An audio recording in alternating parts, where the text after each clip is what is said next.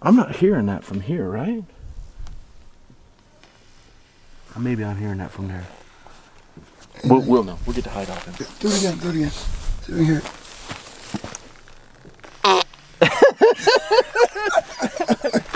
Yep. Yeah, he's sick. He's super sick.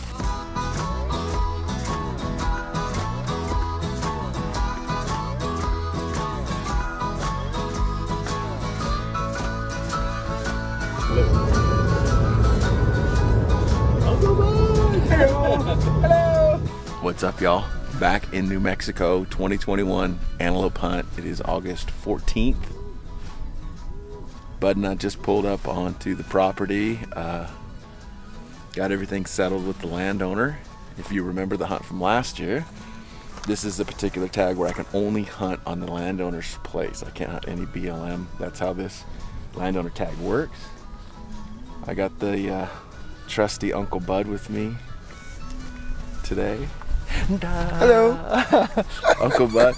We got a really nice antelope right here just feeding. As we came on the property, we saw a couple of little bucks and some does. So it's just a completely different dynamic than it was last year, which is exciting. So 67 degrees. 67 degrees. Last year was 104. The grass is green, the grass is tall. It's just amazing how polarizing these hunts can be.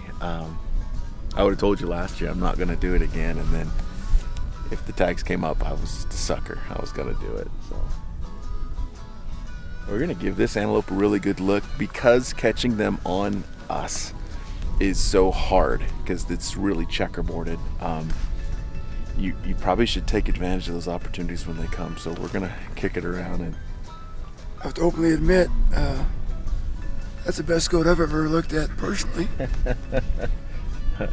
This antelope is structured. I'll put it in the film here, but he kind of comes up and goes a little bit straight, you know, kind of does this number. So we would say that antelope doesn't finish well, because that heart-shaped iconic pronghorn look is just what you're used to.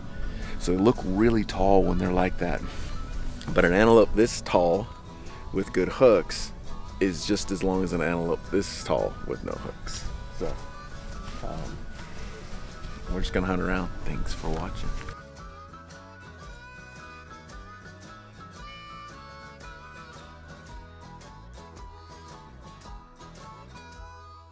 We had our first stock encounter this morning.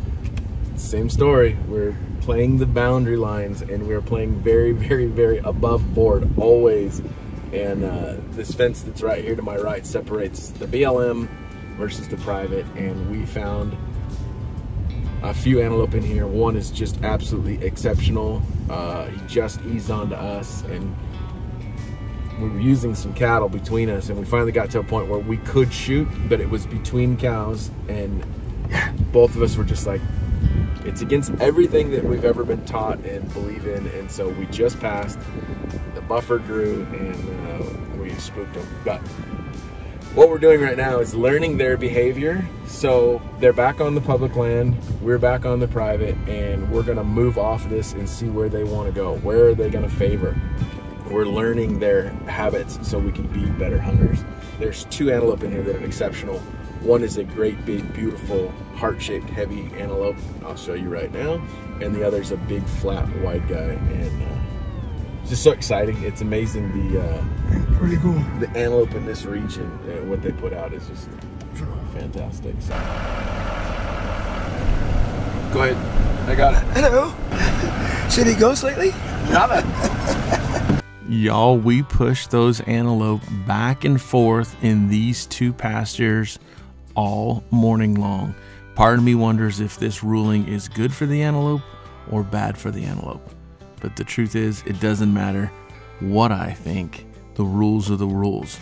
So finally, and I mean finally, around 2:30 in the afternoon, this antelope slipped up, stepped onto us, and Bud makes a fantastic shot at about 300 yards, and the rest is in the history books.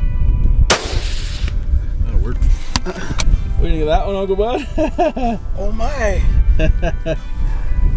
Looks bigger on the ground, he did. Oh my goodness gracious. That's a goat now. Look at that. Nice. Holy heck. Yeah. Hey. Congrats. Thank you, Rhino. Let's get him Let's get him cleaned up for some shots. It's not uncommon for a very well-placed bullet to make for a very bloody animal on an antelope. Antelope have hollow hair, they have really light colors, and so that blood stands out and it soaks up into that hide. We do the best we can with some wipies and get them cleaned up as good as we can, but remember, it doesn't have to be perfect. It just needs to be respectful of the time spent together with that animal in the field. Hey, Uncle Dick. Skin my antelope, New Mexico, with your knife. Works just like the day you gave it to me. Thank you so much. Love you. We'll see you soon.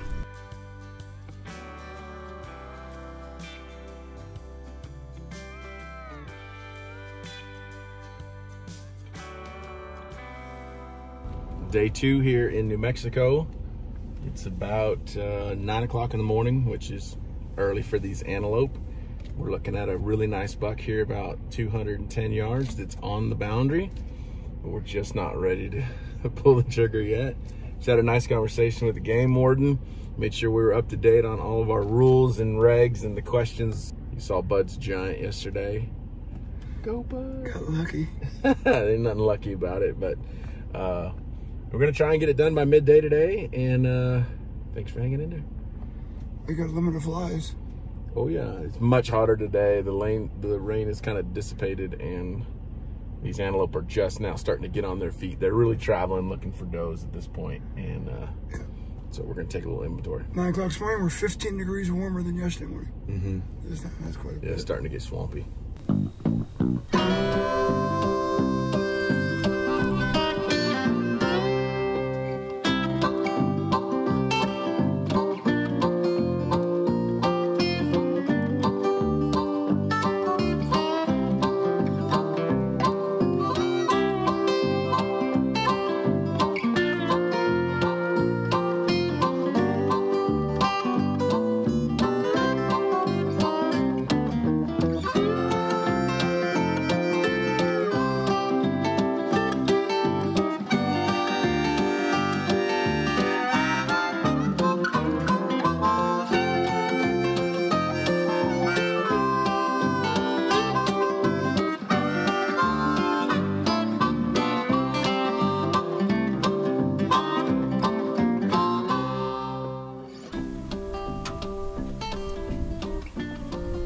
So, right of that road is good. Let me show you the situation. There's the road. The antelope is to the right, like, honestly, 5-6 yards. We're set up with the camera. We're looking at him. And the consideration, Uncle Bud just winds up being, he's honest and he's legal and it's so dicey. Oh, it's just so tempting. If he took 3 steps the other way, we couldn't legally harvest him, you know? That's That antelope, the big one we were chasing, is 100% for sure on the neighbors. We located him today. He's got some does. He's not coming back, so yeah. I think we're gonna fill the tag. Do a prayer for the antelope.